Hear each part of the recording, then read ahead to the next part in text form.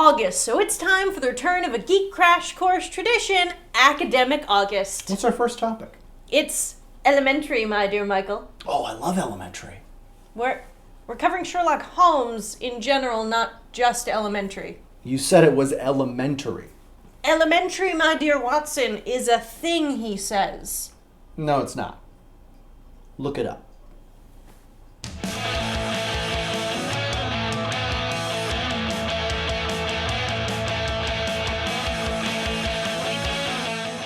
While Edgar Allan Poe's C. Auguste Dupin holds the place of Western fiction's first great detective, Sherlock Holmes has long since risen to a place of honor in pop culture as the best-known sleuth in fiction. The first Holmes mystery, written by Sir Arthur Conan Doyle, was published in 1887. It was the first in a line of 4 novels and 56 short stories. The majority of the stories are told from Watson's perspective, save for 4 cases, 2 told by Holmes, 2 in the third person, and detail the crime-solving adventures of one of literature's first dynamic duos. These stories establish the elements countless adaptations have played with for decades, including Holmes, a dedicated detective with a host of strange hobbies and quirks, all supposedly devoted to enhancing his sleuthing skills. Watson, his friend and assistant, recently returned from a war that left him wounded. And Mrs. Hudson, Holmes's long-suffering landlady. Holmes and Watson frequently aid Scotland Yard via Detective Inspectors Lestrade, Gregson, Hopkins, and Bradstreet, among many others. Other characters critical to the canon include Irene Adler, who only appeared in A Scandal in Bohemia as a clever, cross-dressing blackmailer who gets the best of Holmes,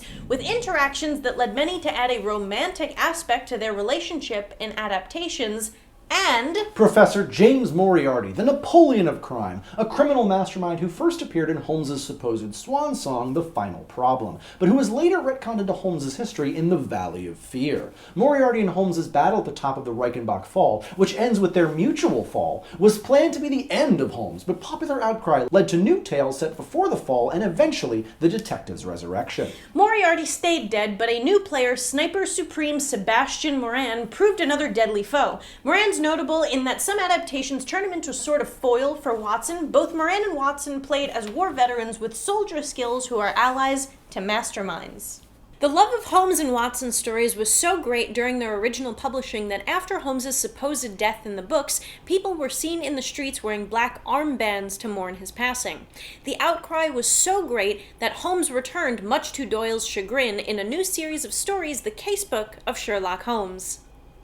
There have been numerous adaptations of the great detective's adventures in film and on radio and television, ranging back to Holmes' first live-action appearance in silent films. Since then, adaptations tend to fall into 2 major categories: those set in the original time period of the stories and those that modernize the tales. Recent versions set in the Victorian Edwardian time frame of the original stories include BBC Films' The Hound of the Baskerville, based on the Conan Doyle tale, and The Case of the Silk Stocking, an original story, each of which have different Holmes but share the same Watson. There are also the 2 Guy Ritchie films, Sherlock Holmes and Sherlock Holmes: A Game of Shadows, starring Robert Downey Jr. and Jude Law, also set in that earlier time period. The most interesting of the modernized entries, at least in terms of in-story explanation, might be the Basil Rathbone films, which begin in Victorian England, but due to the ageless, invincible, and unchanging nature of the characters, continue into stories that feature Holmes and Watson battling Nazi spies. More recent modernizations include 1998's grungy postmodern take Zero Effect, 2010's London-set BBC update Sherlock, and 2012's American version Elementary, set in New York City and dealing with Holmes's recovery from drug addiction with the aid of sober companion and former surgeon Joan Watson. Similarly, the modernized 2012 comic series Watson and Holmes also takes place in New York City, but more specifically, Harlem. When it comes to modernizations of the Holmes canon, none is more out there than the future-set Sherlock Holmes in the 22nd century, which featured a resurrected Holmes, Robot Watson, and a descendant of Lestrade's battling crime and a cloned Moriarty in the London of the 2100s. If you're curious, yes, it's insane. As far as recommendations go, read the damn books. We don't call it Academic August for nothing. The internet will have already shouted this at you pretty hard too, but check out the BBC Sherlock. The week-to-week scripts can be a bit uneven, which really hurts the series a bit as there are only 3 episodes per season, but Cumberbatch's zany sociopath Holmes and Freeman's funny but capable Watson are cool takes on the characters. There are also a number of other great takes on the Holmes stories, most of which we've mentioned in this episode. Quick PSA, Elementary is pretty good. I honestly think it's better than Sherlock, which, okay, it's a controversial opinion, I admit it.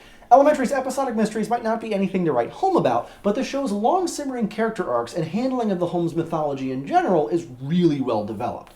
The two modern TV Sherlock Holmeses, Benedict Cumberbatch and Johnny Lee Miller, actually have a bit of history, playing opposite each other in filmmaker Danny Boyle's stage production of Frankenstein. Miller and Cumberbatch, throughout the production, traded the roles of Dr. Frankenstein and the creature. Who's your favorite fictional detective? Let us know in the comments below. And remember to subscribe for more Geek Crash Course. Shouldn't one of us have worn a deer stalker? No, Diana, we shouldn't have. Also, look that up. If you have any other questions, you can find us on Twitter, Facebook, or our website, geekcrashcourse.com. Thanks for watching, and we'll see you next time on Geek Crash Course. That was the microphone. It was, but you can cut audio. Oh, I can! He's stuck.